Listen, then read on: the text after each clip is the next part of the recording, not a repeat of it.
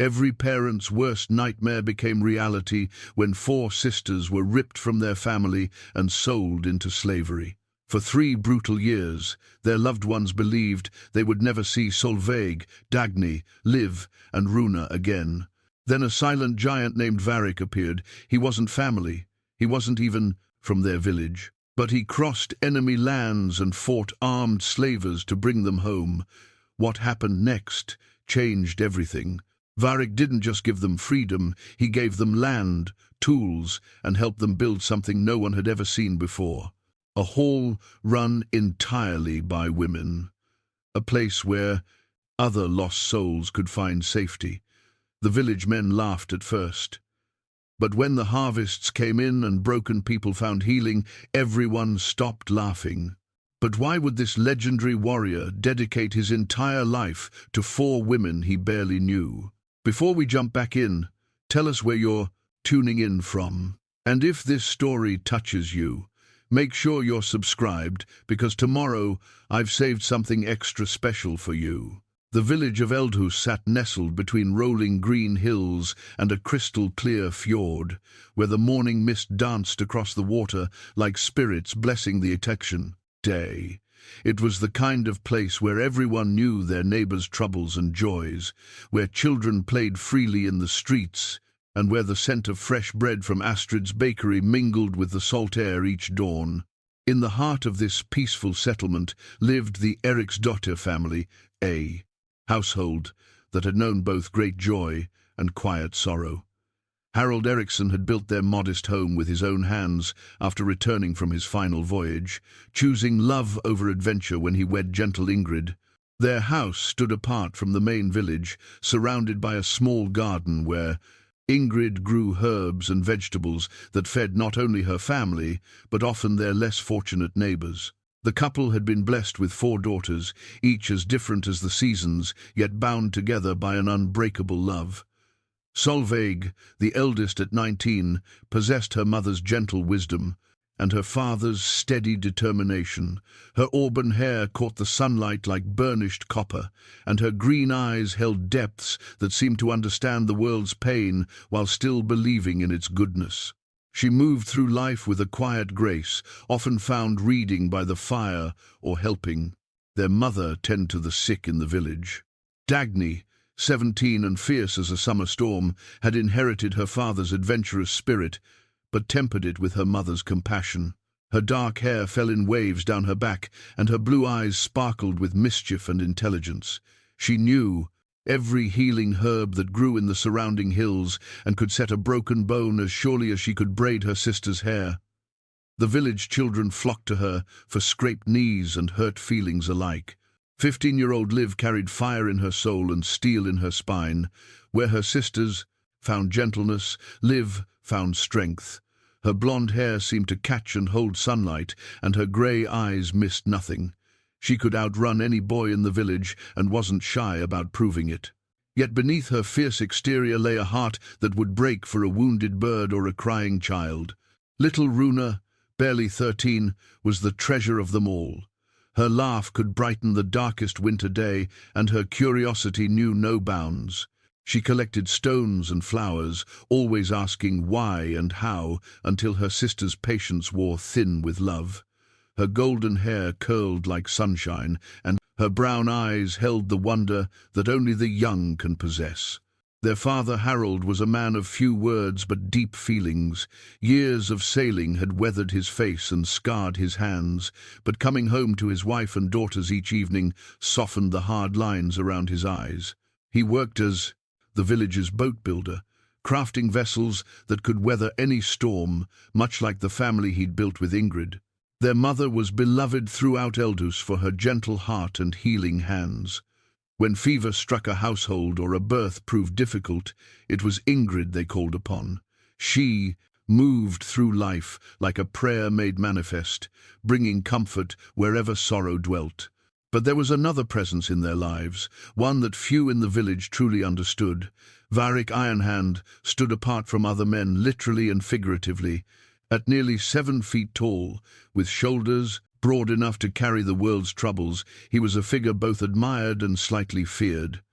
His black hair hung long and unbraided, streaked with premature silver that spoke of battles fought and burdens carried. His dark eyes held secrets that he shared with no one, and his hands, those massive hands that had earned him his name, remained surprisingly gentle when he worked. Varik lived alone in a small cabin on the edge of the village, close enough to offer help when needed, but distant enough to maintain his solitude. He was the village's unofficial protector, the man they called when wild animals threatened the livestock or when strangers with ill intent wandered too close to their peaceful settlement. Yet for all his fearsome reputation, children weren't afraid of him. They sensed something in his quiet nature that spoke of safety rather than danger.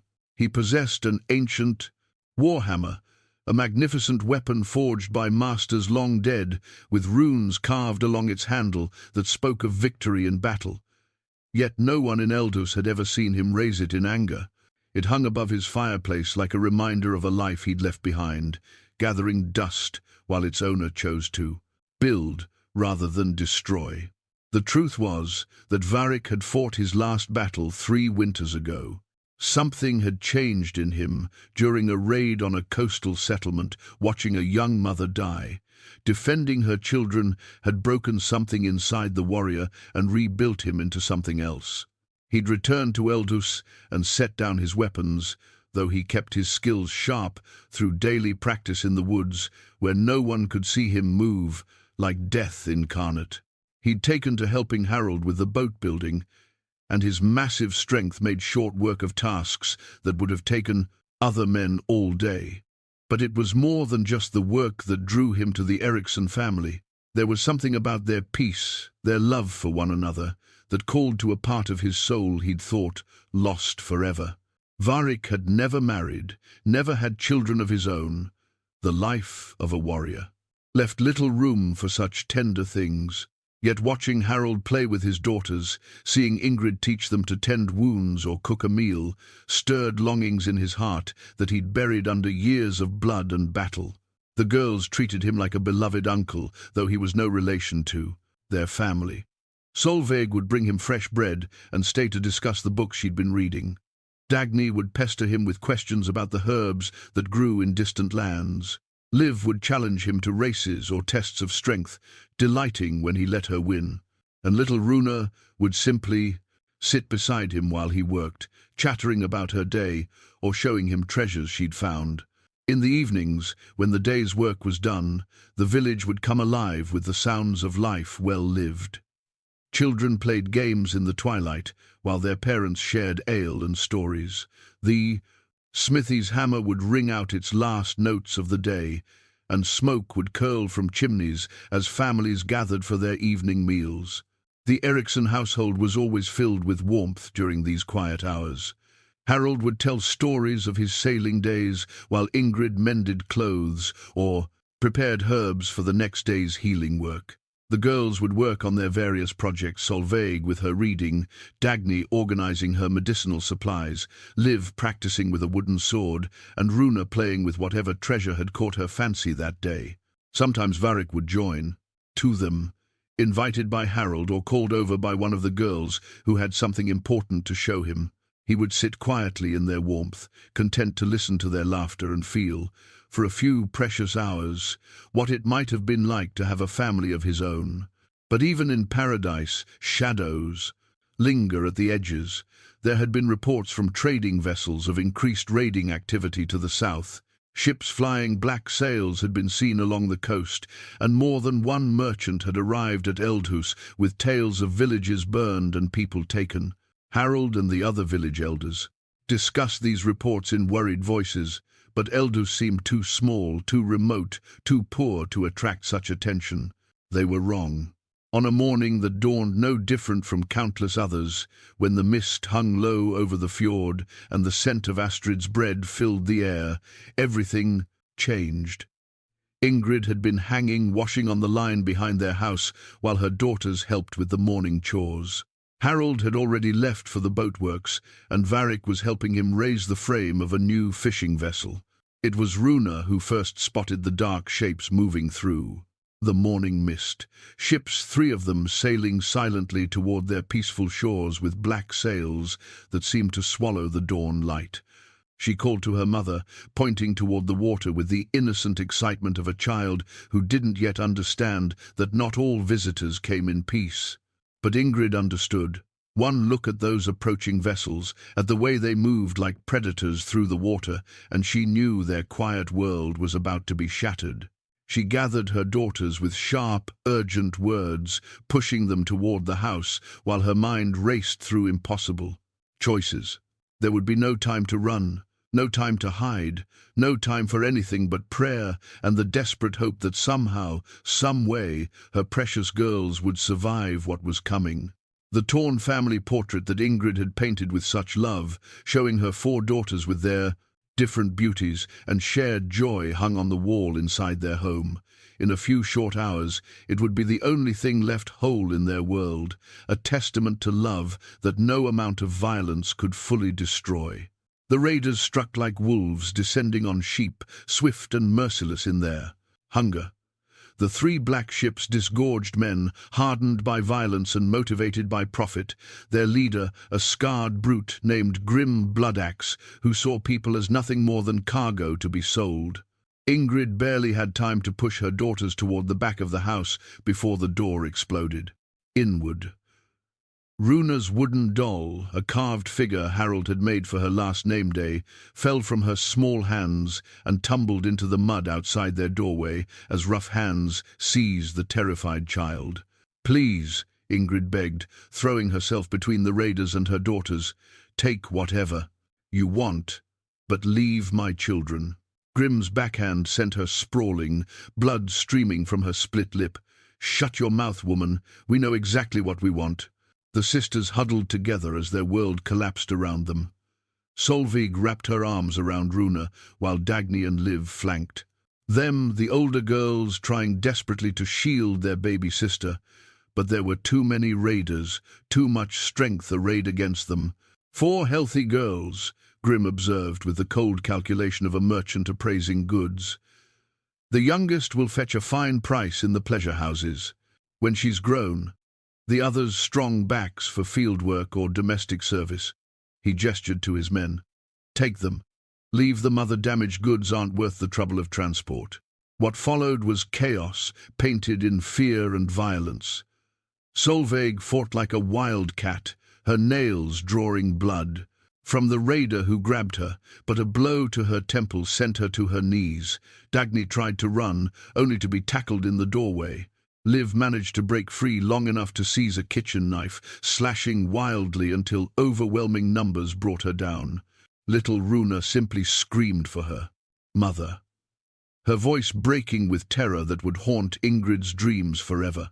Down at the boatworks, Harold heard the commotion and came running, Varik close behind him. They arrived to see their worst nightmare made, real raiders dragging the girls toward the ships, while Ingrid knelt in the mud, reaching desperately toward daughters being torn from her world. Harold's anguished roar echoed across the village as he charged the nearest raider. But he was a boat builder, not a warrior, and though his love gave him strength, it couldn't give him skill. A sword thrust ended his desperate charge, and he fell mere yards from where his daughters were being bound with rough rope. Varik's response was different. The giant moved with the fluid precision of a born killer, his hands finding a fallen raider's axe. 3 men died in as many heartbeats before Grim himself stepped forward, a massive war axe in his scarred hands. "The great Varik Iron Hand," Grim laughed, recognizing the legendary warrior. "I heard you'd gone soft, but I didn't believe it. Come then. Show me what's left of the man who once carved his way through the armies of King Olaf." The battle was brief and brutal. Varik fought with desperate fury, but he was one man against dozens, and his heart was torn between protecting the village and saving the girls. In the end, a sling stone from behind dropped him to one knee, just long enough for raiders to overwhelm him. As darkness claimed his vision, the darkness The last thing Varik saw was the four sisters being dragged aboard the ships, their tear-streaked faces turned back toward the burning remnants of their home. Runa's wooden doll lay forgotten in the mud, its painted smile a mockery of the joy that had been stolen from their world. When Varik woke, 3 days later, the raiders were long gone, vanished into the grey expanse of the sea, like a nightmare that left only devastation in its wake. Harold was dead, buried beneath a cairn of stones, while his wife wept beside his grave. Ingrid survived, but something fundamental had been broken inside. She moved like a ghost through the ruins of her life, speaking in whispers when she spoke at all. The village mourned their lost daughters, as if they were already dead. The sea was vast, the world beyond their fjord, filled with countless places where 4 young women might disappear forever. Reasonable men accepted the harsh reality that some losses were too great to be undone. Varik was not a reasonable man. He stood at the shore where the black ships had departed, his dark eyes scanning the horizon as if he could see across impossible distances to where the girls had been taken. In his massive hands, he held Runa's muddy doll, its carved features somehow still hopeful despite everything it had witnessed. "They're gone," old Magnus said gently. The village elder had come to stand beside the giant, his weathered face creased with sorrow. "I know what you're thinking, but the prize, the world is too large, and we have no way to track them. Sometimes we must accept, no." Varik's voice was quiet, but it carried the weight of absolute determination. "They're not gone. They're stolen, and stolen things can be taken back." Magnus studied the younger man's profile, seeing something in those dark eyes that made him step back. This wasn't grief speaking, or even fury. This was something far more dangerous. This was purpose, cold and absolute as winter ice. "You cannot track 3 ships across open ocean," Magnus said. "You don't even know where they were bound." "I know who leads them. Grim Bloodaxe. I've crossed paths with him before. He works the southern slave markets, selling to plantation owners and pleasure house masters, from here to Constantinople. There are only so many ports where he can safely unload cargo, and I know them all. You're talking about a quest that could take years, if it's even possible. The girls could be anywhere by now, sold to anyone." Varik turned then, and Magnus saw something in his expression that made the old man's breath catch. This was the face that had earned Varik his reputation, not cruel, but utterly implacable. When Varik Ironhand set his mind to something, mountains moved or were ground to dust in the attempt. "Then I'd better start immediately." That very day, Varik began his preparations. He gathered supplies with the methodical precision of a man planning a military campaign, food that would travel well, weapons that would serve him in foreign lands, and most importantly, information. He spoke with every trader and traveler who passed through Eldus, building a picture of slave routes and market towns, of the network of human misery that stretched across the known world. Ingrid came to him on the night before his departure, moving through the darkness like a wraith. She pressed a small bundle into his hands, cloth torn from one of her daughter's dresses, still carrying their scent. "Bring them home," she whispered, and in those 3 words lay all the desperate hope a dusation mother's heart could hold. "I will," Varik promised, and sealed that vow in his soul where no force on earth could break it. He left Eldhus at dawn, carrying nothing but his weapons, his supplies, and the wooden doll that had become his compass, a reminder of innocence, lost, and joy that could yet be restored. Behind him, the village settled into the grey existence of people who have learned that the world is darker and crueler than they had dared imagine. Ahead of him lay a quest that would take him across hostile lands and through dangers that would test every skill he had learned in a lifetime of war. But Varik carried something stronger than skill, more enduring than strength. He carried love, not his own, for he had never learned to love properly, but the love that Harold and Ingrid had given their daughters, the love that bound four sisters together despite the vast distances now between them. It was that love that would guide him through the darkness ahead, that love that would sustain him when hope failed, that love that would bring him to places where angels feared to tread. Because sometimes love is not gentle. Sometimes love is a giant of a man with blood on his hands and vengeance in his heart, moving through the world like a force of nature to reclaim what should never have been taken. The hunt had begun. 3 months into his quest, Varik had learned that tracking human cargo required a different kind of warfare than anything he'd known on the battlefield. This was a war fought in taverns and slave markets, in the whispered conversations of merchants who dealt in human misery, in the careful observation of shipping schedules and caravan routes. He carried with him a leather pouch filled with smooth river stones, tracking stones, he called them. Each one marked a confirmed sighting, a credible lead, a place where the trail grew warm. He would place them on maps when he found lodging, creating a pattern that slowly revealed the path grim Bloodaxe had taken with his stolen cargo. The first stone had been placed in the port of Kaupang, where a dockworker remembered 4 young women being transferred from sea-bound vessels to a merchant caravan headed inland. Pretty girls, the man had said with the casual callousness of someone who saw such transactions regularly. The youngest was crying for her mother. That detail had hit Varik like a physical blow. Little Runa, so far from home and still hoping for rescue that seemed impossible. He'd gripped the tracking stone so tightly it had left marks on his palm. The second stone marked the town of Hedeby, where he'd found a tavern keeper who remembered Grimm's. Men celebrating a successful sale. Split them up. They did. The woman had told him over a mug of ale that tasted like ashes in his mouth. The dark-haired one went to a farm outside Birka, strong back, good for field work. The blonde fighter, she was sold to a merchant in Novgorod. Fetch a good price for someone who needed security with a bit of beauty to soften the edges. Each stone told a story of separation, of 4 sisters torn further apart as they became commodities in a market that saw no value in keeping families together.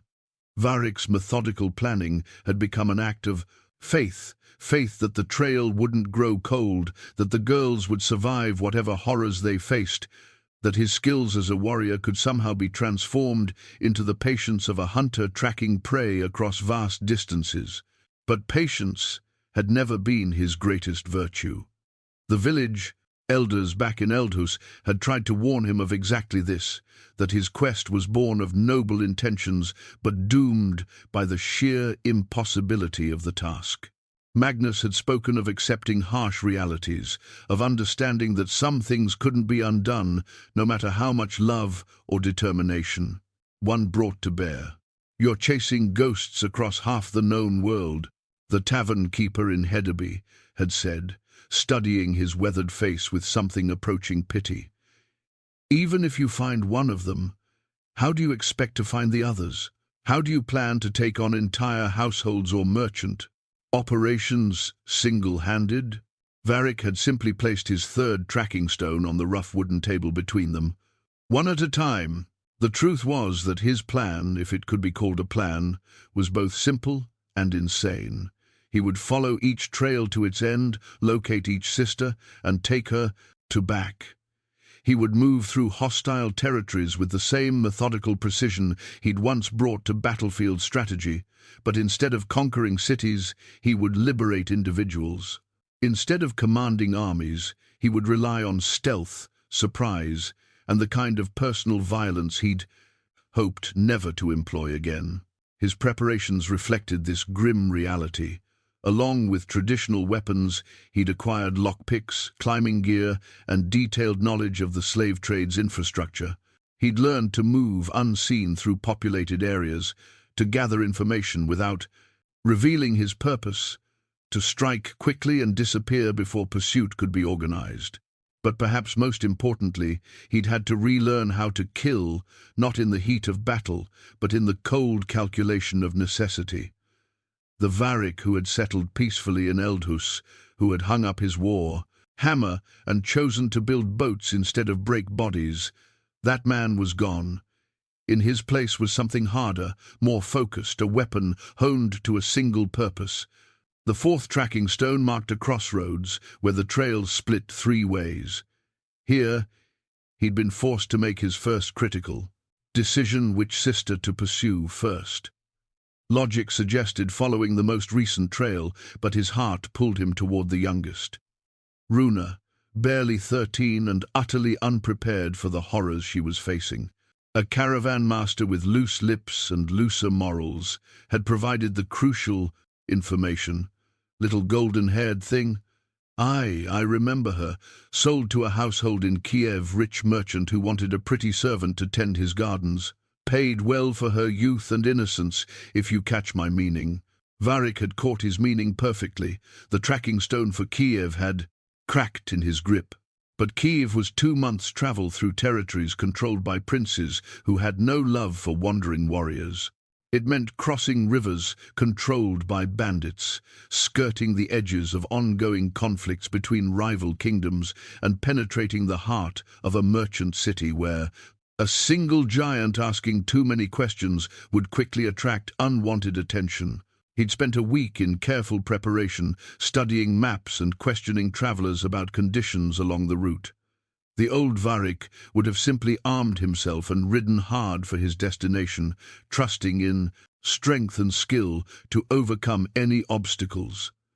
But this quest demanded subtlety, a quality that had never come naturally to a man who'd built his reputation on the battlefield. The night before departing for Kiev, he'd made camp beside a small stream where the water ran clear and cold. He'd laid out his tracking stones on a flat rock, studying the pattern they made in the firelight. Each one represented a fragment of hope, a piece of the larger puzzle he was trying to solve.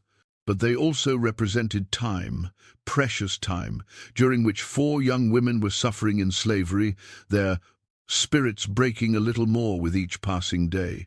Solveig's gentle wisdom being ground down by brutal labor. Dagny's healing hands put to menial tasks. Liv's fierce spirit slowly crushed by helplessness. And little Runa. Varik had picked up the wooden doll then, its painted features somehow. Still hopeful despite everything it had witnessed. Harold had carved it with such love, such attention to detail. Every curve spoke of a father's devotion, of winter evenings spent creating joy for his youngest daughter. "I'm coming," he'd whispered to the night, and the words were both promise and prayer. The path to Kiev would be treacherous, but he'd faced worse odds on the battlefield. The difference was that then he'd been fighting for king and country, for abstract concepts of honor and glory. Now he fought for something far more personal, for the memory of Harold's devotion, for Ingrid's whispered plea, for the love that had filled the Eriksson household on quiet evenings when the day's work was done. As dawn broke over his camp, Varik had gathered his tracking stones and begun the long journey toward the first of many confrontations that would test every skill he'd learned in a lifetime of war. But this time, victory wouldn't be measured in enemies slain or territories conquered. This time, victory would be measured in tears of joy, in sisters reunited, in a family made whole again. The hunt for Runa had begun in earnest. The merchant's household in Kiev stood like a fortress of prosperity amid the sprawling city's maze of narrow streets and crowded markets. Behind its high walls, Dmitry Volkov lived in the casual luxury that came from decades of profitable trade in goods both precious and human. His gardens were his pride, carefully tended spaces, where exotic flowers bloomed and fruit trees bore sweet harvests that impressed his wealthy guests. Varik had spent 2 weeks studying the compound, learning the rhythms of its daily life. Guards changed shifts at dawn and dusk. Servants moved through the gardens in predictable patterns. And, somewhere within those walls, a 13-year-old girl who should have been playing with wooden dolls in her father's house was instead tending flowers for a man who had bought her like livestock. Finding Solveig had required different tactics than tracking had prepared him for, where following trails demanded patience and careful observation. Liberation required decisive action and perfect timing. The first rule of rescue was simple. Get in, get the target, get out before the alarm could be raised. The second rule was more complex. Make sure the target would survive the rescue attempt. On the night he finally acted, rain fell in steady sheets that muffled sound and reduced visibility conditions that favored a man who had learned to move like death incarnate.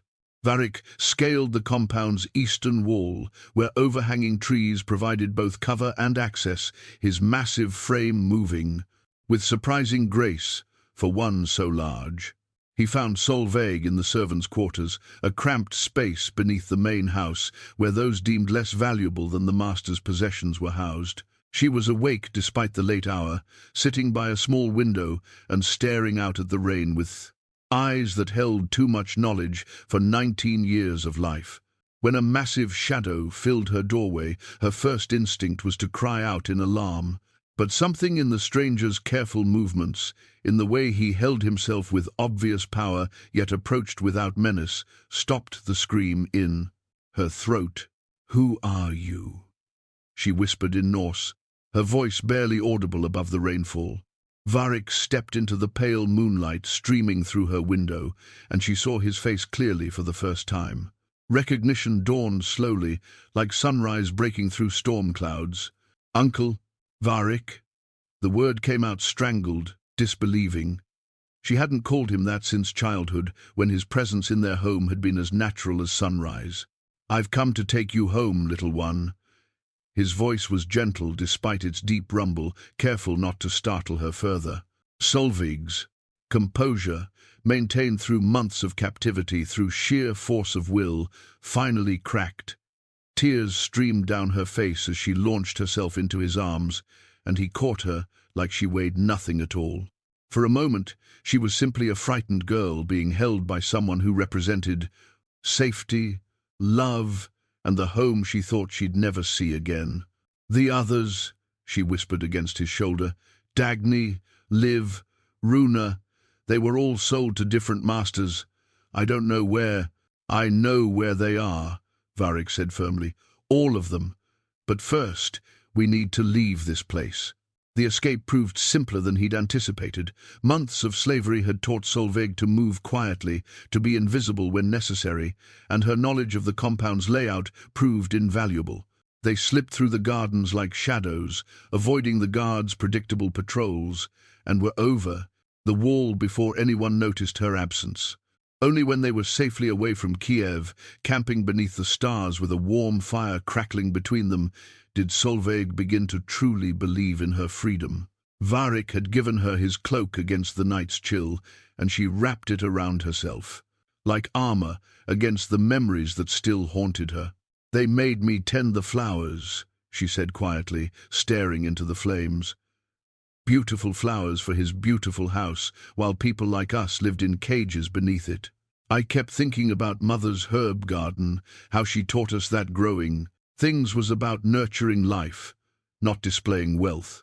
Varik listened without judgment as she spoke of her captivity, the back-breaking labor, the casual cruelty of masters who saw her as property, the desperate hope that someone, somewhere, might come for them. She had been strong, stronger than anyone should have to be, but strength had its limits. "I broke a chain," she said suddenly, holding up her wrist where a thin scar encircled it like a bracelet of pain. "The first week I was there, I tried to escape. They chained me to my bed after that, only releasing me to work. But the chain was old, rusty in one link, and I worked at it every night until—" She held up the piece of broken iron she'd kept hidden in her clothing, a reminder of her one moment of defiance, of the spirit they couldn't completely crush no matter how hard they tried. Varik examined the broken chain, with something approaching reverence. This small piece of metal represented more courage than most warriors ever showed on the battlefield. Solveig had been alone, afraid, surrounded by enemies, yet she'd never stopped fighting. "Your father would be proud," he said simply, and those words meant more to her than any elaborate praise. As the fire burned low, Solveig began to ask the questions that had haunted her captivity. What had happened to their parents? How had he found her? Where were her sisters now? Varik told her about Harald's death with the gentleness of someone breaking. Terrible news to a wounded heart. He spoke of Ingrid's grief, of the village's sorrow, of his own promise to bring them all home. He showed her his tracking stones and explained how he'd followed their trail across impossible distances. Dagny is being held at a farm outside Birka, he said, placing the second stone on the ground between them. The information suggests she's being used for her healing knowledge. The farmer's wife is sickly, and they need someone who understands herbs and medicine. That's Dagny, Solveig said with a mixture of pride and sorrow. She'd help them even, knowing they bought her like livestock. It's who she is. Liv was sold to a merchant in Novgorod. He apparently wanted someone who could serve as both bodyguard and servant, someone beautiful enough to be decorative, but dangerous enough to be useful. Solveig almost smiled at that. Poor man. Has no idea what he's bought himself. Liv won't be anyone's decoration. And Runa. Varik's voice grew softer, more careful. She's in Kiev, but in a different district. A household that apparently specializes in training young servants for eventual sale to more specialized establishments. The implication hung in the air like a poison cloud. Solveig's face went white with fury and fear. How long do we have? Not long enough, Varik admitted. But we're not too late. None of us are too late. As dawn approached, they began planning their next move. 2 down, 2 to go, but each. Rescue would be more dangerous than the last, as their activities attracted attention from those who profited from human misery.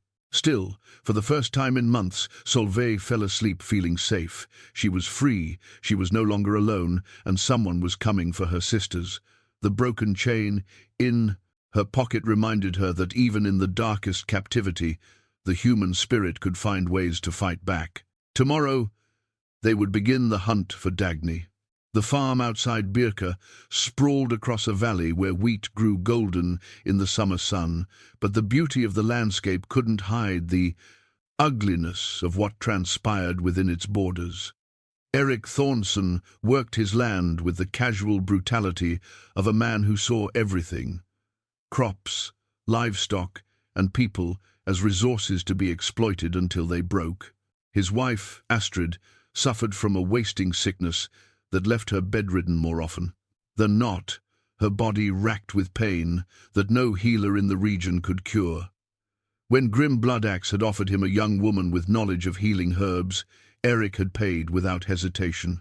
A slave who could keep his wife alive was worth any price. Dagny had been working in the herb garden. Behind the farmhouse, when Varik and Solveig approached through the grain fields, moving carefully to avoid the workers scattered throughout the property. She knelt among the medicinal plants with dirt under her fingernails and exhaustion etched into every line of her 17-year-old frame, but her movements as she tended the growing herbs still carried the gentle precision their mother had taught her. She wore a small leather pouch at her waist, one she'd crafted herself from scraps during her months of captivity. Inside were seeds and cuttings she'd carefully preserved from healing. Plants, a desperate attempt to maintain some connection to her true calling, even in slavery. The pouch had become her anchor, a reminder that healing was her nature, regardless of the circumstances that constrained her. "There," Solveig whispered, pointing through the standing grain. "That's Dagny." Varik studied the farm's layout with a warrior's eye for tactical advantage. Unlike the merchant's compound in Kiev, this place was built for function rather than defense. But it was also more isolated, which meant any rescue attempt would have to account for the long journey to safety. Across open countryside. "We wait until nightfall," he decided.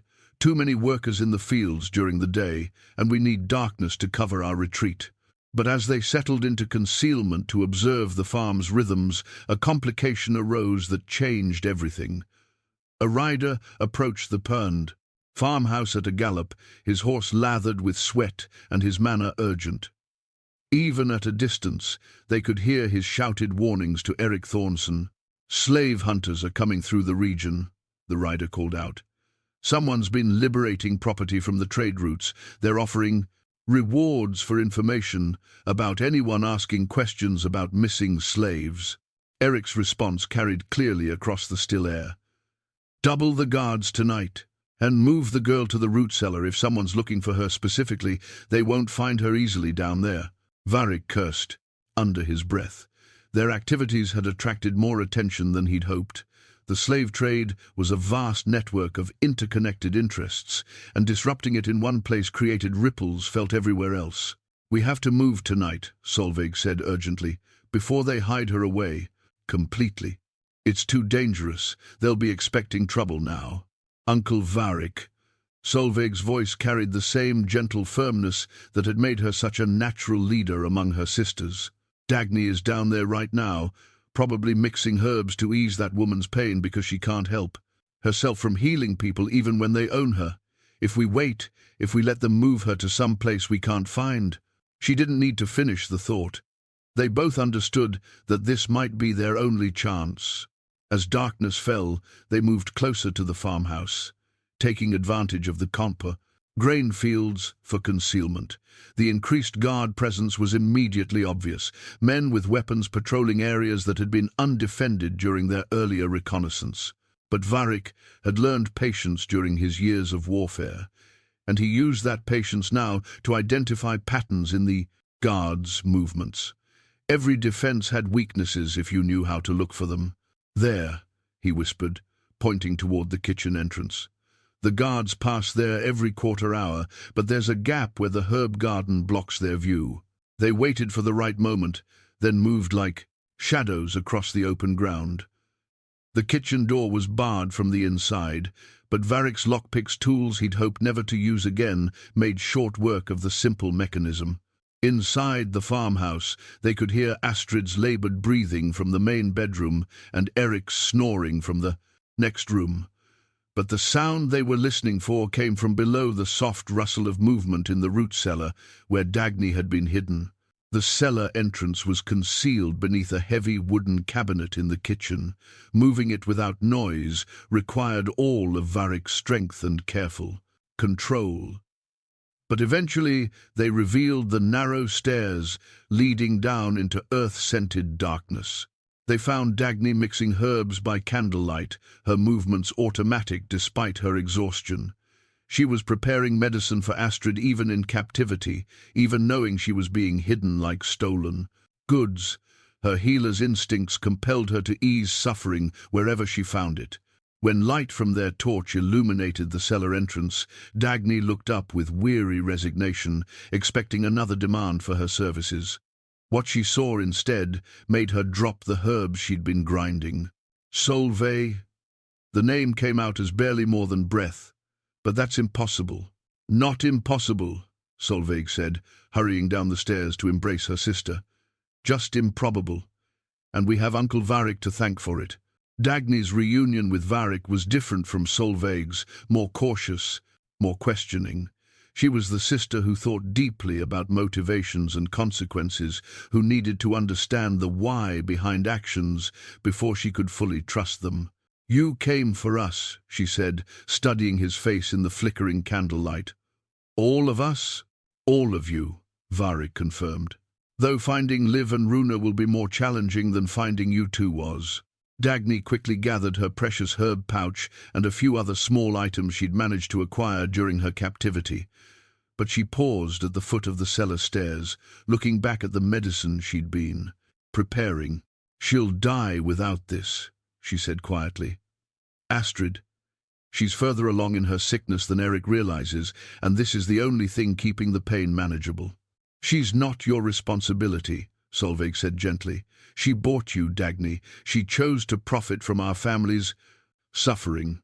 "I know," Dagny replied, "but she's still dying, and I'm still a healer."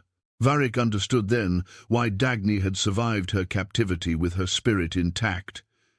She'd never stopped being who she was meant to be, never allowed circumstances to compromise her fundamental nature. Even enslaved, She remained a woman dedicated to easing pain wherever she found it. "Leave the medicine," he said finally. "But we leave now, before the guards complete their next circuit." They climbed out of the cellar and replaced the cabinet as quietly as they could.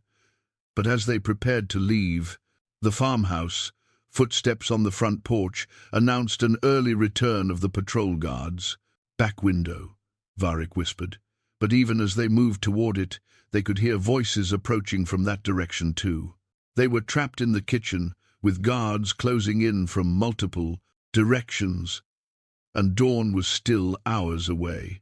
Varik's hand moved instinctively to his weapons, but fighting their way out would mean abandoning any hope of stealth, which would make rescuing Liv and Runa infinitely more dangerous. "This way," Dagny whispered, leading them toward what appeared to be a solid wall beside the hearth. "There's a passage Eric doesn't know about. The previous owner told me about it when he was delirious from fever." She pressed against a specific stone, and a section of the wall swung inward on hidden hinges. The passage beyond was narrow and low, forcing even Solveig to crouch, but it led away from the farmhouse toward the grain storage buildings. They emerged near the edge of the property just as shouts erupted from the farmhouse behind them. Eric had discovered Dagny's absence, and the night filled with the sound of men searching frantically for escaped property.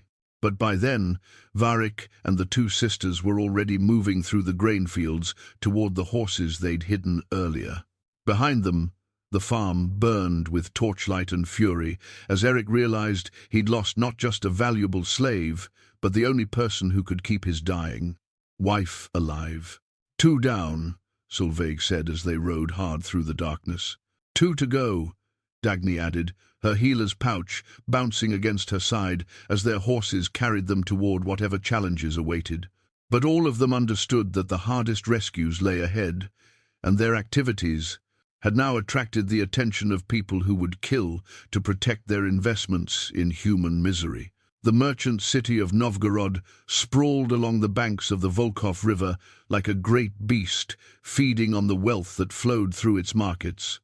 Here, caravans from the far reaches of the known world converged to trade in everything from Chinese silk to Northland amber, and human flesh commanded prices that reflected its particular value in certain specialized markets. Ivan Kozlov operated from a compound near the merchant district, his business built on the simple principle that wealthy men needed both beautiful decorations and competent protection, and that sometimes the same person could provide both services.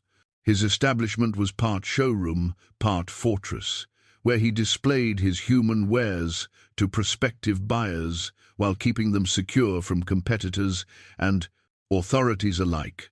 For 3 days, Varik and the two sisters had observed the compound from a safe house across the river, studying the movements of guards and residents alike. What they'd seen had filled them with a cold fury that went beyond simple anger into something approaching hatred.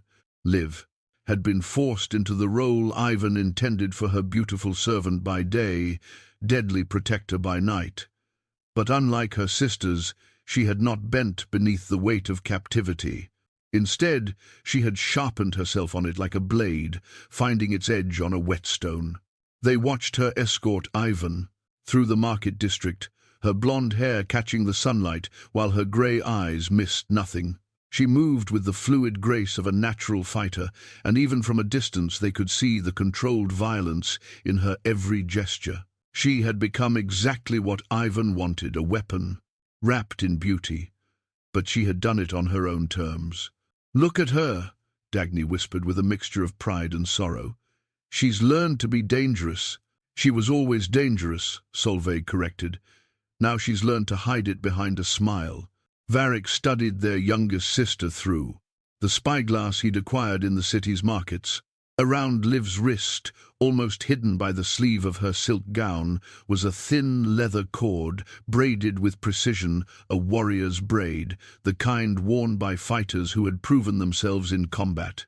She'd made it herself from scraps, turning even this, the small detail of her appearance, into a declaration of who she truly was beneath the costume Ivan had dressed her in.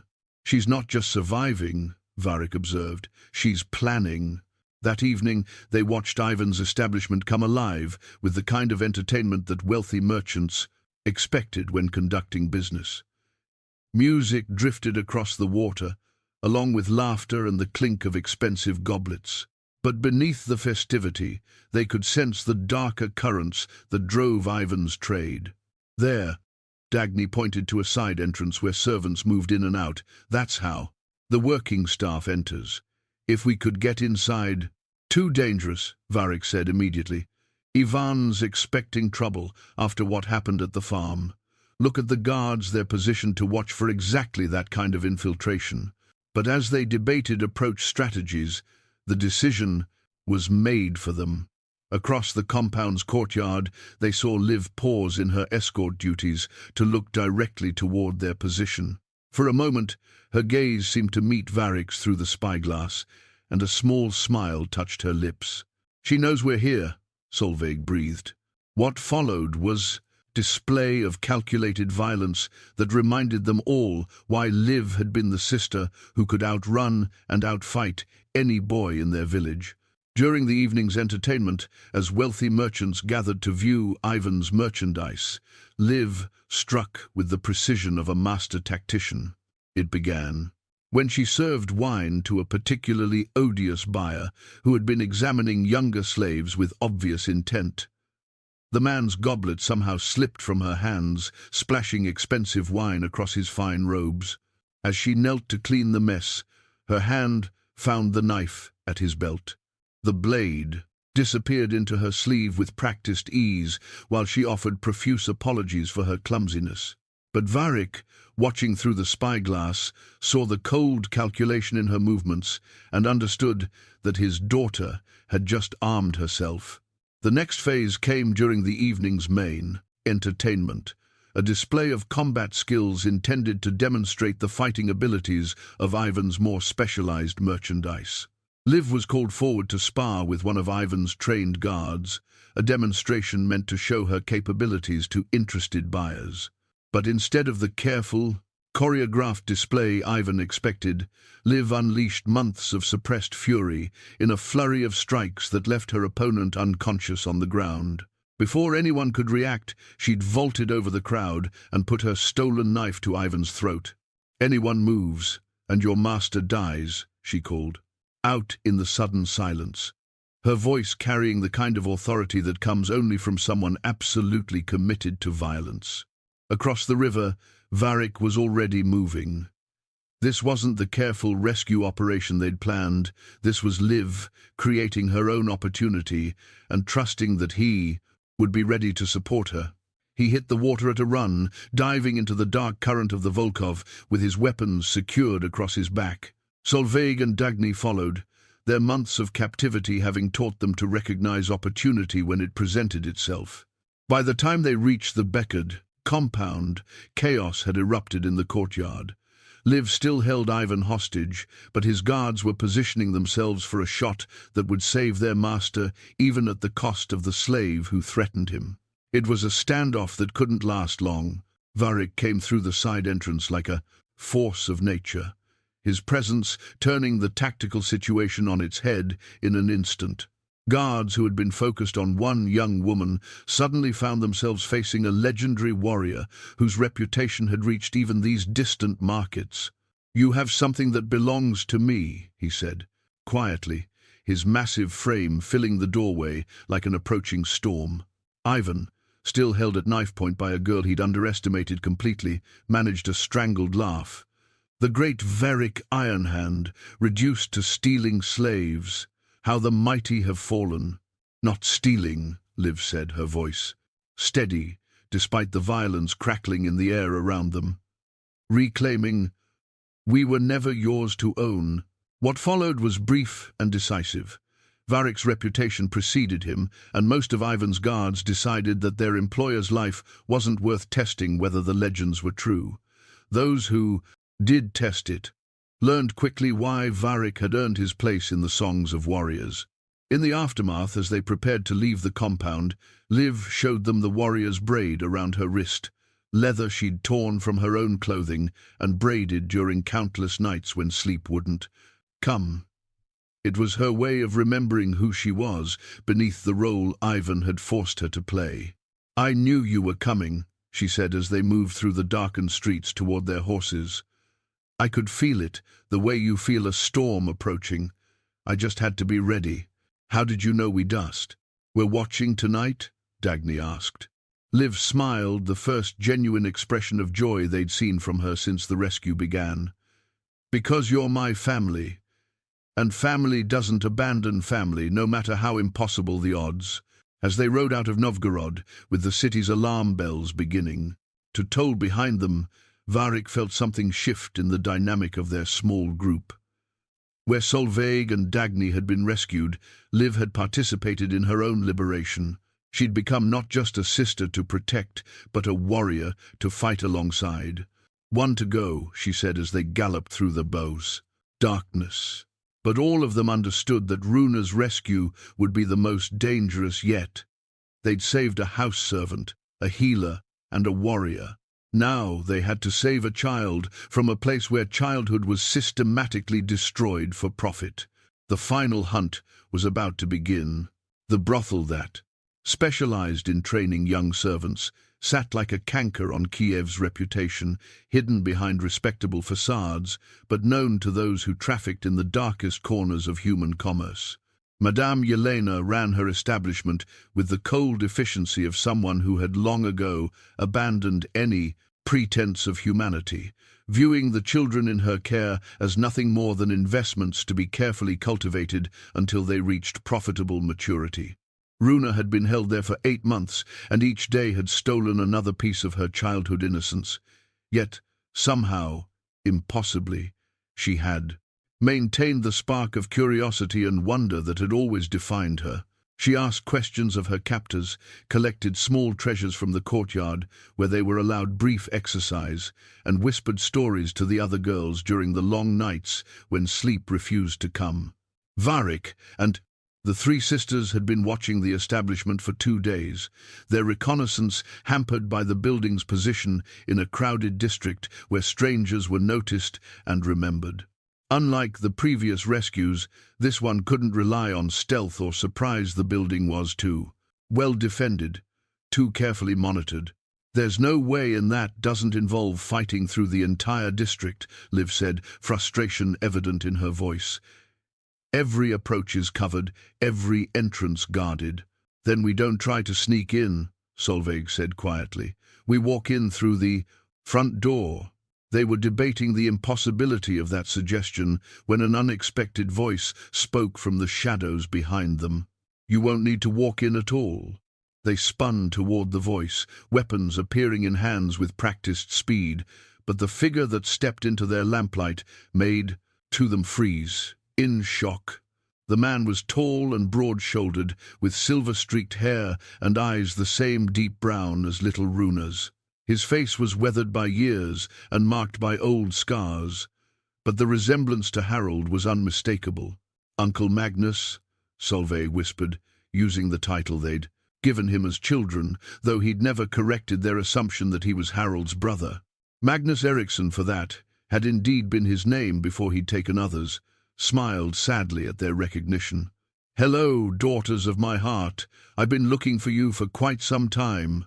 The reunion should have been joyous, but there was something in Magnus's manner that set warning bells ringing in Varik's mind. The older man was armed, his weapons well maintained and positioned for quick access. He moved like a fighter despite his apparent age, and his eyes held the cold calculation of someone accustomed to violence. "How did you find us?" Dagny asked, her healer's instincts detecting something wrong in the situation. "The same way I found the girls in the first place," Magnus replied, his voice carrying an edge of something that might have been regret. "I followed the trail that grim blood axe left when he sold them." The words hung in the air like a death sentence, and suddenly everything clicked into place with horrible clarity. Varik's hand moved slowly toward his weapon as understanding dawned. "You're not their uncle," he said quietly. "You're their father." Magnus nodded slowly, his face a mask of complicated emotions. Harold was my younger brother. When he chose the peaceful life of a boat builder, I chose a different path. I became what the family needed me to become: a warrior, a protector, someone who could handle the dark business. That peaceful, men couldn't stomach. Solveig's face went white as the implications hit her. The raid on our village. You. I arranged it, Magnus confirmed, his voice heavy with the weight of confession. Not to harm your family, never that. But I needed you girls away from Eldus, needed you hidden where my enemies couldn't find you and use you against me. The story spilled out then, a tale of blood and betrayal that stretched back years before their births. Magnus had built an empire in the shadows, controlling trade routes and eliminating threats to the peaceful settlements along the northern coasts. But empires built on violence eventually attract violence in return. I received word that King Bjorn's sons were planning to strike at me through my family, Magnus explained. They knew I had a brother, knew he had daughters I loved as my own. The raid was meant to look like random violence while actually saving your lives. Liv stepped forward, her grey eyes blazing with fury. You destroyed our home, you killed father, you let mother think we were dead, and you call that saving us? Harold was never supposed to be there, Magnus said, his composure cracking for the first time. He was meant to be working at the docks when the raid happened. His death. He stopped, unable to finish the sentence. Varik found his voice, though it came out like grinding stone. And what was I supposed to be? Part of your plan too? Magnus turned to face the man he'd unknowingly sent on an impossible quest, and for the first time they could see the full weight of guilt he carried. You were supposed to accept their loss and move on with your life. I never imagined you'd actually succeed in tracking them down. The blood oath ring on Magnus's finger caught the lamplight. Then a family heirloom that Harold should have inherited, that should have passed to his daughters. But Magnus had kept it, a reminder of the brother he'd failed to protect and the nieces he'd tried to save through methods that had cost them everything they loved. The girls were never meant to be slaves, he continued desperately. I had arrangements in place, people who would have purchased them and treated them well until it was safe to bring them home. But Grimm betrayed our agreement, sold them into actual bondage before my agents could intervene. So you've been hunting Grimm ever since, Dagny said, pieces of the puzzle falling into place. Not to rescue us, but to salvage your plan. Both, Magnus admitted. Always both. I love you girls as my own daughters, but I also need to clean up the mess my choices created. The confrontation might have erupted into violence. But Runa's voice, calling from the brothel's courtyard, cut through their mounting fury like a knife. She was singing a lullaby their mother had taught them, her pure voice carrying across the night air like a message from their lost innocence. She's here, Solveig whispered, tears streaming down her face. She's so close. Magnus stepped forward, his manner shifting back to the practical. I can get her out tonight. My agents are already in position, the guards have been bribed, and Madame Yelena believes she's selling the girl to a wealthy collector from Constantinople. And what's the price for your help? Varik asked, his distrust evident. The truth, Magnus replied. When this is over, when all 4 girls are safe, you let me explain everything. You let me try to earn forgiveness for choices that seemed right at the time, but caused more pain than I ever imagined possible. Liv looked at her sisters, seeing her own conflict reflected in their faces. This man had orchestrated their family's destruction, yet he was also offering them the key to completing their rescue. The choice was impossible: accept help from the architect of their suffering, or risk Runa's life trying to mount a rescue without inside assistance. We get Runa first, Solveig said finally, speaking for all of them. Everything else comes after. Magnus nodded, relief evident in his weathered features. I have a carriage waiting 3 blocks away. When I give the signal, you'll have 10 minutes before anyone realizes what's happened. As they prepared for what should have been their final rescue, the weight of revelation hung heavy over them all.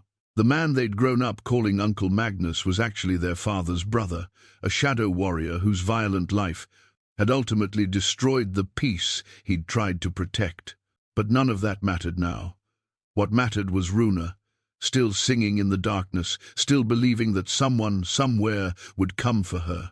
The final rescue was about to begin, but it would be led by the very man whose choices had made it necessary in the first place. The blood oath ring on his finger caught the light one more time as he signaled his agents a reminder that family bonds can be both salvation and damnation, depending on the choices made in their name. Tonight, they would discover which side of that balance their fractured family would fall on. The rescue of Runa unfolded with the precision of a military operation, Magnus's years of shadowy dealings providing exactly the kind of inside coordination that had been missing from their previous efforts. His agents had spent weeks positioning themselves within Madame Yelena's network, creating the impression of a lucrative sale while actually preparing for extraction. When the moment came, it was almost anticlimactic. Runa simply walked out the front door, wearing the fine clothes of a servant being transferred to a wealthy household, her small hand clasped in that of a woman who was supposedly escorting her to her new master. Only when they reached the carriage 3 blocks away did the disguise fall away, revealing Magnus's operative and, more importantly, the youngest of the Eriksdotter sisters. Runa's reunion with her sisters was the moment of pure joy that temporarily pushed aside the darker revelations of the evening. She threw herself into their arms with the uncomplicated love of a child who had never stopped believing in rescue, her golden hair catching the lamplight as tears of relief streamed down her face. "I knew you would come," she whispered against Solveig's shoulder. "I never stopped knowing." But even as they held her close, all of them could see the changes that months of captivity had wrought. Runa was still recognizably their little sister, still possessed of the wonder and curiosity that had always defined her, but there was a hardness around her eyes now, a wariness that spoke of lessons no child should have to learn. "Are we going home now?" she asked, looking between her sisters and the 2 men who had made their reunion possible. Varik, who had become their unlikely savior, and Magnus, whose role in their story remained complicated and painful. "Soon," Solveig promised, though she wasn't entirely sure what home meant anymore. Elders held too many painful memories, too much loss to simply return to what had been. Magnus arranged for them to shelter in a safe house on the outskirts of Kiev while they planned their next move. It was there, in the quiet hours before dawn, that the full scope of his revelation began to unfold. He told them about their father's youth, about the brothers who had taken different paths, Harold choosing love and family, Magnus choosing the shadowy world of violence and political intrigue. "Your father was the better man," Magnus said, staring into the fire that warmed their temporary refuge. "He understood that some prices are too high to pay, even for safety. I thought I could protect what he'd built by being willing to do what he wouldn't. Instead, I destroyed everything I was trying to preserve." The sisters listened with a mixture of grief and anger as their uncle explained the web of alliances and enmities that had ultimately led to their family's destruction. King Bjorn's sons had indeed planned to use them as leverage against Magnus, but his preemptive strike had cost them their father, their home, and their innocence. "I have something that belongs to you," Magnus said finally, reaching into his travel pack. He withdrew a bundle of familiar cloth pieces of their mother's work, their father's tools, small treasures from their childhood home that he'd somehow preserved through all the chaos. But the most significant item was a large, smooth stone that he placed reverently on the table between them. It was unremarkable in appearance, just a river rock that might have come from any stream, but its significance was immediately apparent to all of them. "The foundation stone of our new home," he said quietly. "If you'll have me, if you can find some way to forgive what I've done, I'd like to help you build something better than what was lost." Varik studied the stone with a craftsman's eye. recognizing both its symbolic value and its practical purpose. This wasn't just about emotional healing. Magnus was proposing something concrete, a project that would require all of their skills and dedication. "What exactly are you suggesting?" Varik asked. Magnus spread a rough map on the table, showing a valley in the remote highlands north of their original village. "Land that belongs to me, purchased years ago as a retreat from the world's violence. It's fertile, defensible, and far enough from trade routes to avoid attracting unwanted attention." He traced the valley's boundaries with his finger, his voice taking on the enthusiasm of a man who had found purpose in redemption. "We could build something unprecedented, not just a settlement, but a sanctuary, a place where people broken by the world's cruelty could find healing and purpose. A place run by women," Solveig said, understanding beginning to dawn in her voice. "Led by women," Magnus corrected. "By the four of you specifically. You've all learned skills during your captivity: healing, leadership, combat, survival. You understand suffering in ways that most people never will, which means you understand what others need to recover from it." The idea took shape as they discussed it through the remaining hours of darkness. Dagny's knowledge of healing herbs could serve not just individuals, but entire communities of refugees. Liv's hard-won combat skills could protect those who had no other defenders. Solveig's natural leadership could organize and inspire, and Runa, despite her youth, possessed the kind of joyful spirit that could remind broken people what they were healing toward. "But why women specifically?" Liv asked. "Why not just accept anyone who needs help?" Magnus's expression grew solemn. "Because women and children are always the primary victims when men decide to solve their problems with violence. Because the existing power structures are built by men, for men, and they consistently fail to protect the most vulnerable. Because my own choices proved that even well-intentioned men can cause immeasurable harm when they prioritize control over compassion." Varik found himself nodding slowly. The idea appealed to something deep in his warrior's soul, the chance to use his skills for protection rather than conquest, to build rather than destroy, to serve something greater than his own reputation or glory. "The land itself would support such a community?" he asked. "Rich soil, fresh water, forests for timber and hunting, everything needed for a self-sufficient settlement. And location provides natural defenses. Anyone approaching with hostile intent would be seen from miles away." As dawn broke over Kiev, they were still planning, their conversation gradually shifting from theoretical possibility to practical implementation. Magnus had resources, money, connections, knowledge of how to move people and supplies without attracting unwanted attention. Varik had the military expertise to design defenses and train protectors. The sisters had the lived experience to understand what their future residents would need most. But perhaps most importantly, they had each other. The bond forged through shared suffering and mutual rescue had created something stronger than family. It had created a sense of shared purpose that could survive any challenge. "We'll need to return to Eldhus first," Solveig said as their plans crystallized. "Mother needs to know we're safe, and the village deserves to understand what really happened during the raid."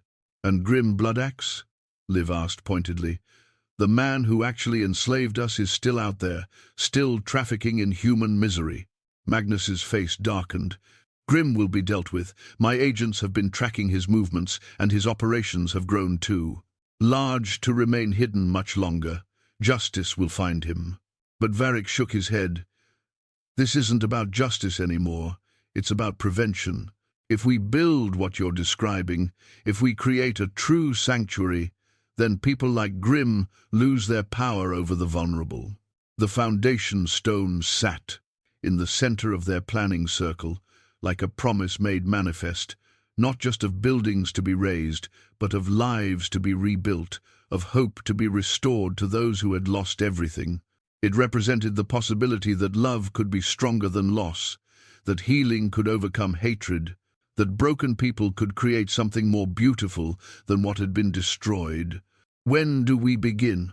Runa asked, her young voice carrying the kind of determination that had sustained her through months of captivity. "We've already begun," Magnus replied, gesturing to the plans spread across their table, to the family reunited around it, to the foundation stone that would anchor their new beginning. "The question now is how quickly we can make it real." Outside their safe house, Kiev was awakening to another day of commerce and competition, of the endless human struggle for advantage over one's neighbors. But inside, around a simple table where 5 people planned something unprecedented, the future was being reimagined, one conversation at a time. The foundation stone seemed to pulse with possibility in the morning light, ready to anchor dreams that most people would consider impossible. But then, most people had never rescued 4 sisters from slavery, never seen love triumph over violence, never understood that sometimes the greatest victories are measured not in enemies defeated, but in hope restored. The building could begin whenever they chose to start. The valley, that would become Skjoldheim, stretched before them like an emerald promise in the highland sun, its fertile slopes and clear streams offering everything needed to sustain life and nurture hope. Magnus had not exaggerated its potential. This was land that could support not just a settlement, but a thriving community. The sisters stood at the valley's edge, each seeing different possibilities in the landscape below. Solveig envisioned gardens and gathering spaces where wounded souls could find peace. Dagny pointed to areas where medicinal herbs would thrive and healing houses could be built. Liv studied the natural defensive positions that could protect their sanctuary from those who might wish it harm. And Runa, barely 14 but possessed of an architect's eye inherited from her father, began sketching the layout of buildings that would serve function without sacrificing beauty. "The main hall there," she said, pointing to a level area near the valley's heart. "Not for warriors to feast and boast, but for women to gather and plan and celebrate the life we're building together." Varik and Magnus worked together to survey the practical needs, where to dig wells, how to route drainage, which forests could provide timber without compromising the valley's natural defenses. It was strange to see the 2 men collaborating after everything that had passed between them, but shared purpose had a way of healing old wounds. "The first building should be practical," Varik suggested. "Storage for supplies, shelter for workers, a place to house people while the permanent structures are being built." "Agreed," Magnus said, "but we also need something symbolic. The people who come here will have lost everything they need to see that this place is about more than just survival." The decision came from an unexpected source. A small group of refugee women had followed them from Kiev, word having spread somehow that the sisters who had escaped slavery were building something unprecedented. They arrived with nothing but the clothes they wore and the desperate hope that sanctuary truly existed. Among them was an elderly weaver named Astrid, her gnarled hands still steady despite years of hardship. She examined the foundation stone that Magnus had brought, running her fingers over its smooth surface with the reverence of someone who understood the power of beginnings. "This stone will anchor more than buildings," she said in a voice weathered by loss but strengthened by endurance. "It will anchor hope. But hope without beauty withers, like grain without water." And so their first construction project became something both practical and symbolic, a modest hall built around the foundation stone, its design incorporating elements from the sisters' lost home while pointing towards something entirely new. Solveig directed the placement of windows to capture morning light. Dagny planned gardens that would both feed the community and provide medicinal herbs. Liv designed training areas where women could learn to protect themselves and others. Runa drew plans for expansions that could accommodate dozens, then hundreds, of refugees seeking sanctuary. The work was backbreaking, especially in those early weeks when they had more enthusiasm than experience. Magnus's resources provided initial supplies and hired skilled craftsmen to teach techniques, but the sisters insisted on doing much of the work themselves. This wasn't just about building structures, it was about proving that women could create something enduring, without depending on traditional male power structures. Varik threw himself into the physical labor with the dedication of a man seeking redemption through service. His massive strength made short work of tasks that would have taken others days to complete, and his military experience proved invaluable in planning defenses that were subtle but effective. As the main hall began to take shape, more refugees found their way to the valley. Word traveled through networks of displaced persons, carried by merchants and wanderers who spoke of a place where broken people could find healing. Not all who came were women, some brought children, others were accompanied by husbands or brothers who had protected them through their ordeals. But the community's leadership remained firmly in the sisters' hands. The first test of their resolve came when a group of displaced farm families arrived, led by a patriarch who expected to assume leadership based solely on his gender and age.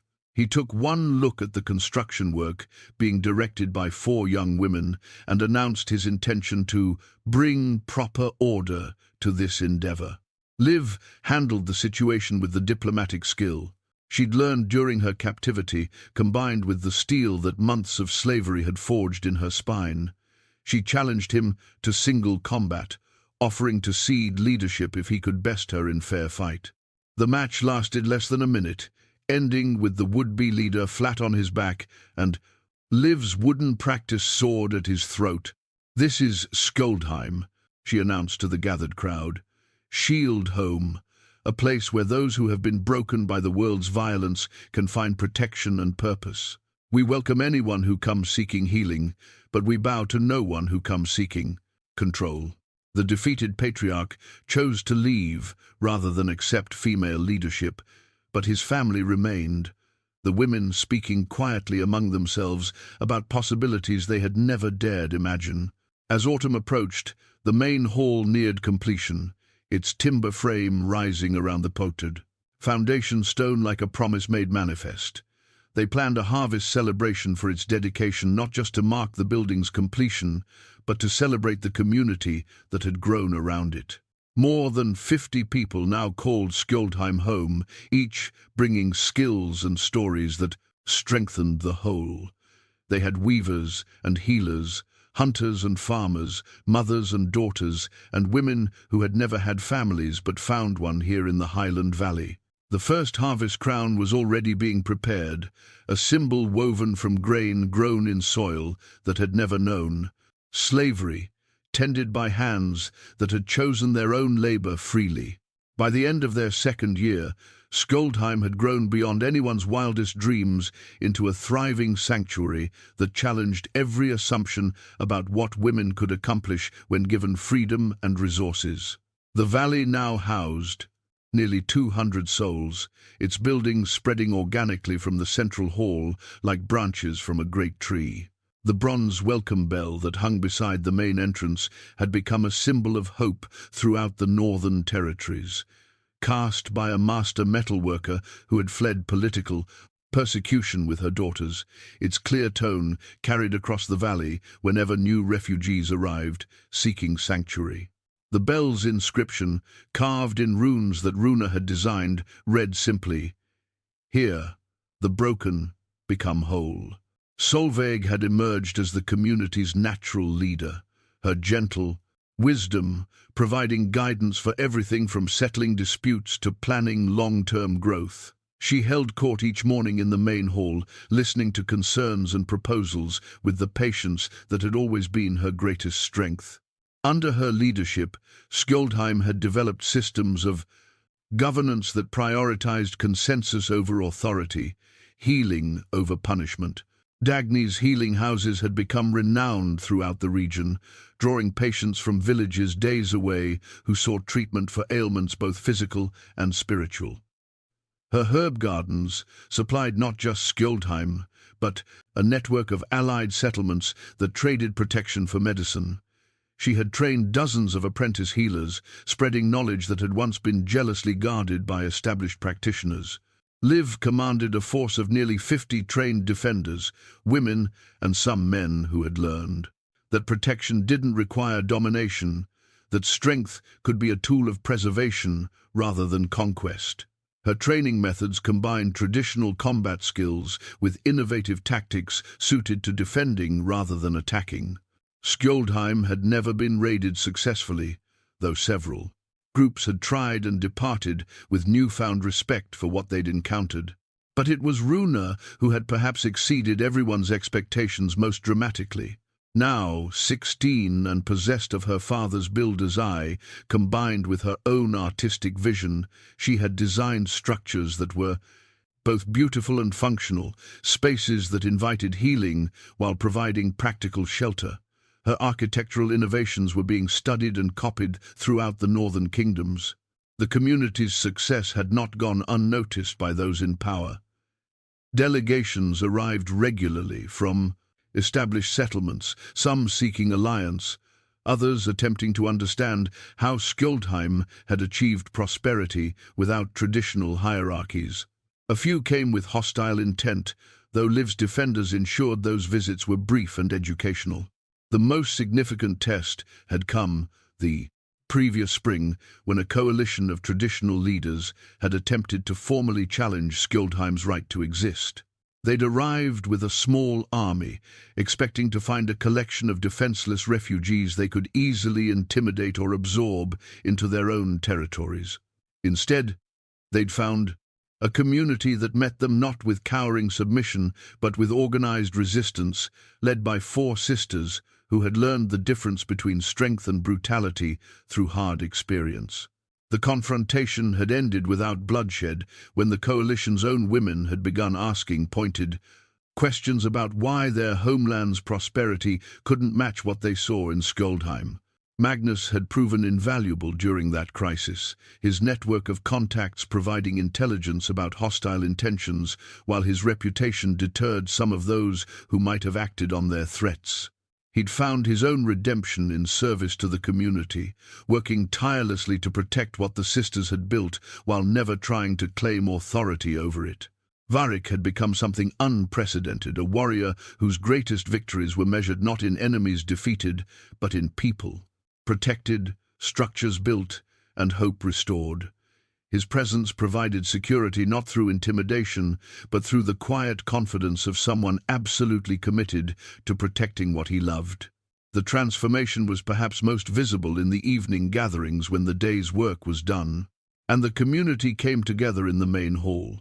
Instead of men boasting of battles fought and glory won, the conversation centered on healing accomplished, skills shared, and plans for the future.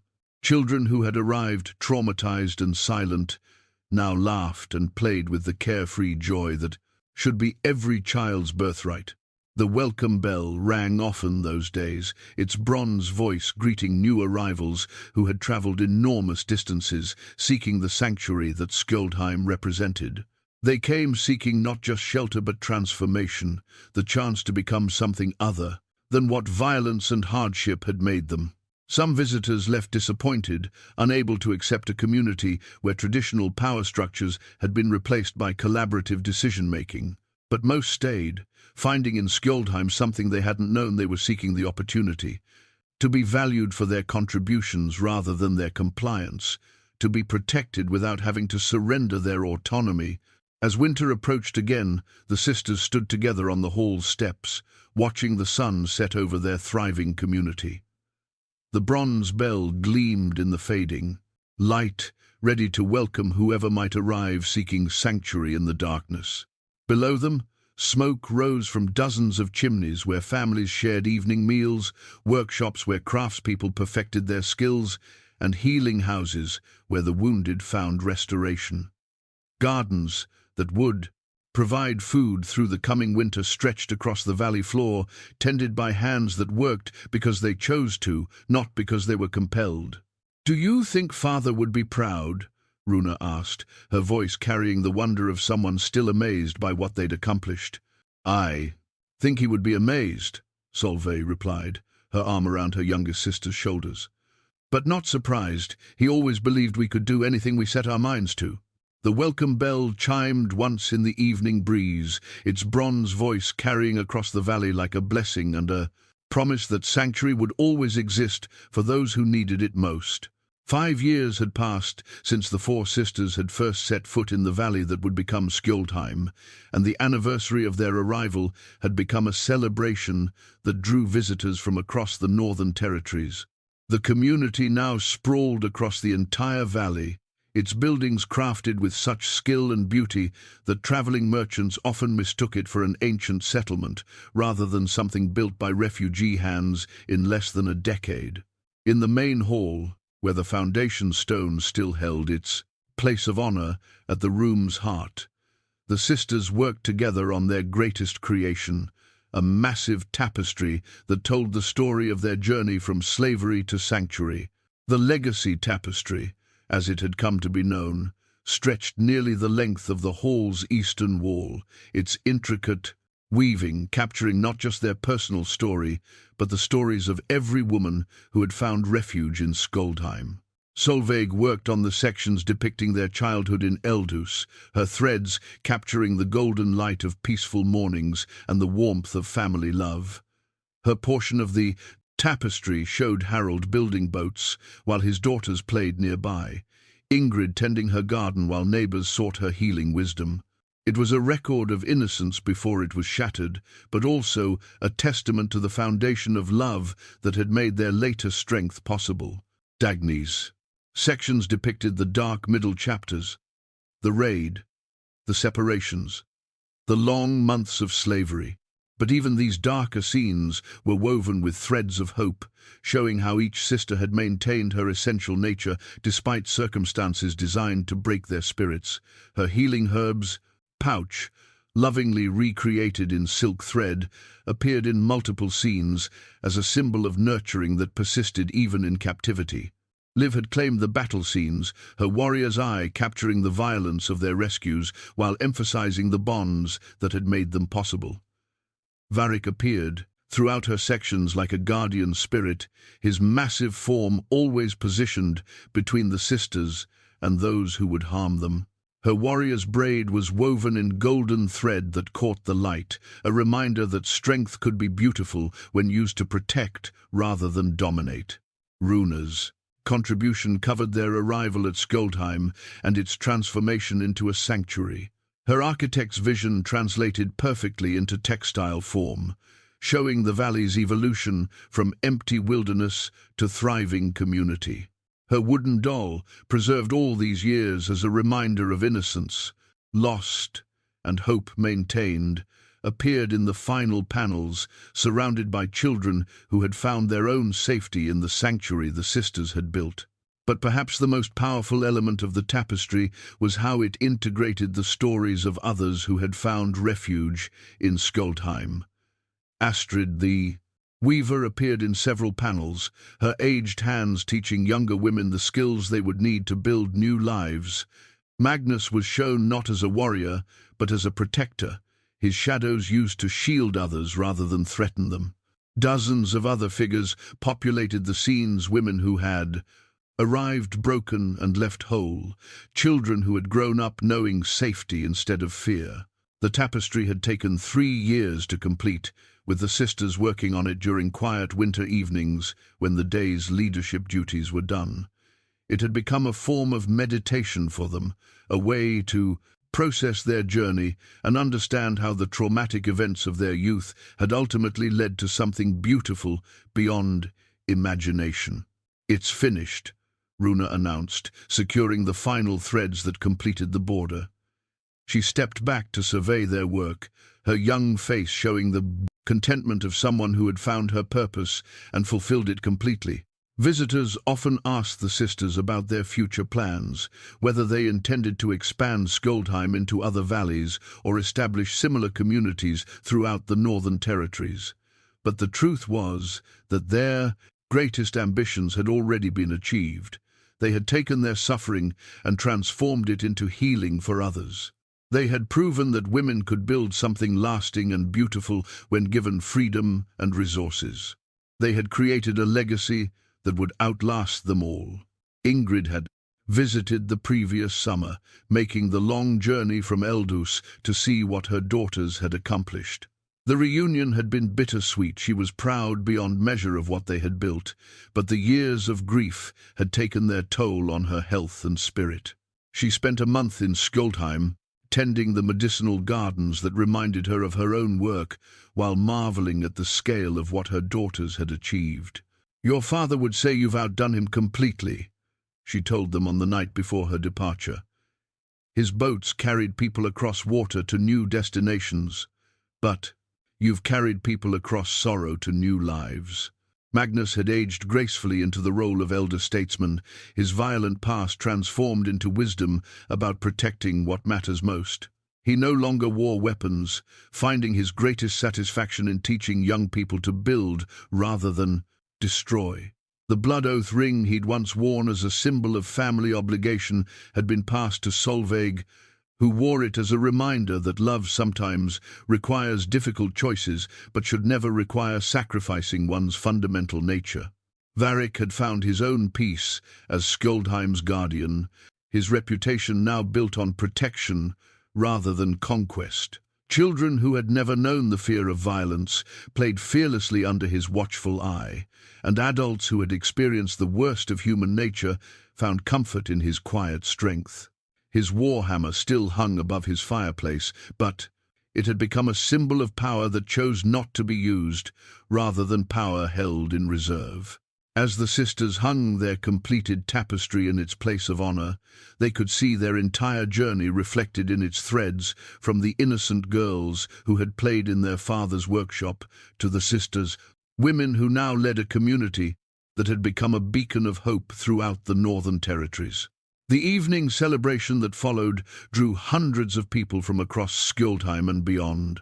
The welcome bell rang throughout the night as new arrivals continued to seek sanctuary, its bronze voice carrying across the valley like a prayer answered and a promise kept.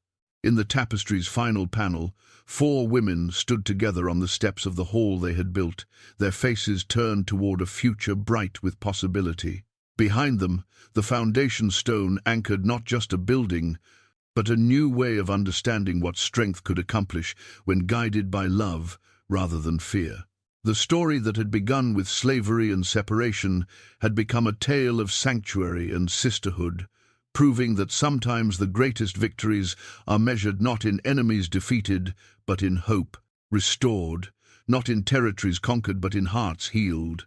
The sisters of Skjoldheim had built something more precious than any treasure they had built, a place where love was stronger than loss, where healing overcame hatred, and where broken people could become whole again.